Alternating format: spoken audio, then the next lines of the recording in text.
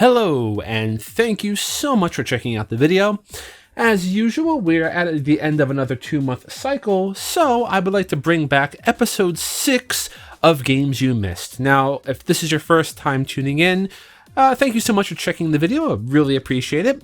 Basically, every 2 months, I take a look at the strategy releases that came out on the Switch, and I like to report a little bit on the games that nobody else talked about, because there are so many amazing eShop games, and there's just not enough people in the world to cover each and every little one. So today, we're going to look at 5 strategy games that you missed between our last cycle, which will cover August 2022 and September 2022. Now, real quick, I'm just going to mention here that I would probably talk a little bit about Trails from Zero, because it just released at the end of September. However, I have a feeling that in the coming weeks, more people are going to be talking about it, and I myself would like to talk about it as well, so I'm not going to include it officially on the list. Here's just a reference to know that another Legend of Heroes game is out. It is a strategy RPG, and it is pretty nice. So, with that said, let's take a look at the 5 for this episode.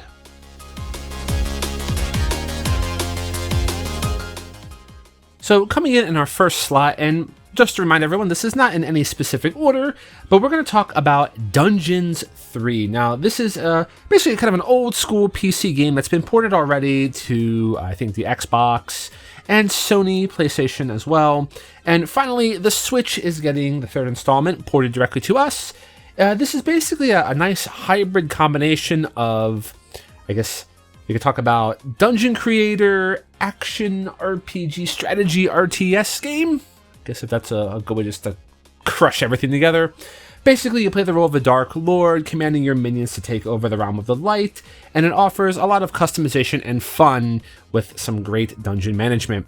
Now, I just want to give a warning that this is produced by Calypso, and they do have, I feel, is a good history of Switch ports. However, they are visually compromising compared to their PC and their PlayStation Xbox counterpoints. So if that is something that concerns you, do keep that in mind. Otherwise, this should be a fun game for any strategy lover to enjoy.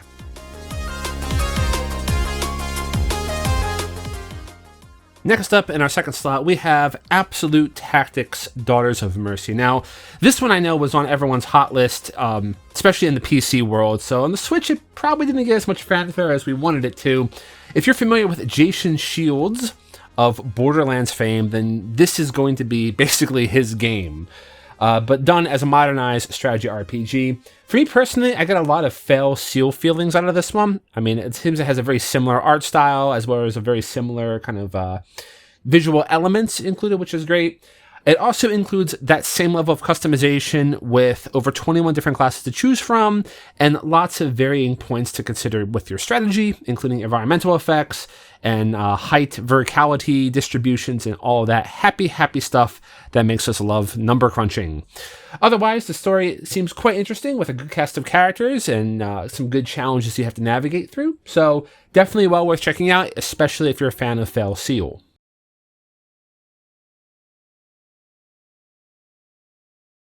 Next up in the third slot is always something I like to include in these videos, because we always look at the pretty intense, heavy games of, like, you know, these amazing SRPG games, but we never really take a look at the simple stuff.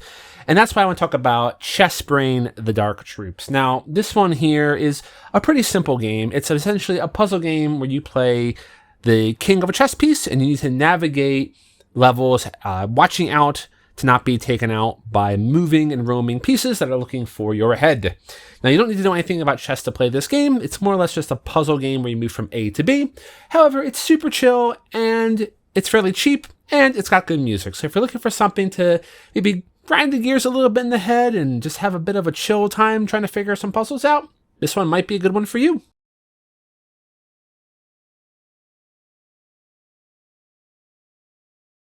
Now, if you've been keeping up with Square Enix, they've been releasing a lot of amazing games and are scheduled to release a lot more amazing games, most of which I'm probably going to be covering on this channel at some point of time. But if you've watched these videos before, you know that I am kind of a hidden fan of Yoko Taro's card game series, Voice of Cards, and sure enough, the third Voice of Cards game has just been released, and it is very interesting. It has the same visual elements, same flair, same insanity that Yoko Taro loves to present, but this time there's sort of a mechanic involving the manipulation of creatures. So as a fan of summoners from various RPG series, this one kind of screams a little bit more for me. Anyway, Voice of Cards is out, which is the Beasts of Burden. Do be sure to check it out if you're a fan of the series, if you haven't already. And if you already have checked it out, let us know in the comments how it is.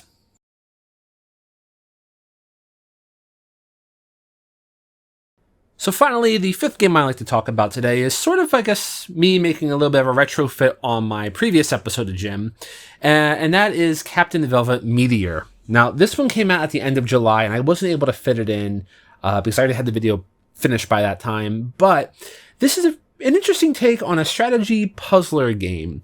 The basic premise is you play as Captain Meteor, and you'll be navigating puzzles, trying to perform combos with your teammates to make it from point A to point B, or to complete the objectives that are required of you. Now, unlike typical strategy RPGs where you have skills and you have positions and movements, this game has a lot of auto action. The main thing you'll be doing is just positioning your guys and then letting them conduct their actions depending on where their environment is. So it's overall a pretty simplistic game, but what really appeals to me is this game's narrative. It's one of those really kind of, obviously it's an indie story that's quite personal to the developer. It follows Damien, a young French boy whose family has just moved to Kyoto, Japan, and Captain Velvet Meteor is sort of his, I guess you could say it's his ego, his, imaginary ego, trying to overcome his anxieties living in a new land. So all these new experiences he has, he turns them into this Captain Velvet Meteor adventure, and you sort of help him navigate these anxieties through his daily life. So it's a very interesting game. I'm definitely going to be talking about it a lot more. And it does have a demo out. So if you are curious in checking this game out, do give the demo a try. And if you've played the full game, I'd be curious to hear your thoughts as well, because this is a game I'm probably going to talk a bit more about later when I have a good way to talk about it.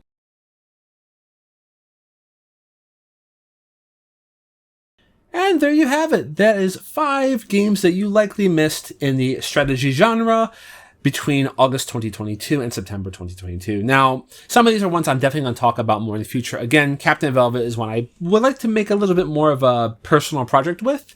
And I also probably want to be talking about Dungeons 3 because it's definitely a fun game despite its flaws, visually that is. Otherwise, if you checked out any of these games, be sure to comment below your experiences with them and let me know if these are good recommendations or if there's other games that I missed that you found so we can all share these together. Anyway, this is Sho. Thanks for checking out the video and I'll catch you next time. Cheers!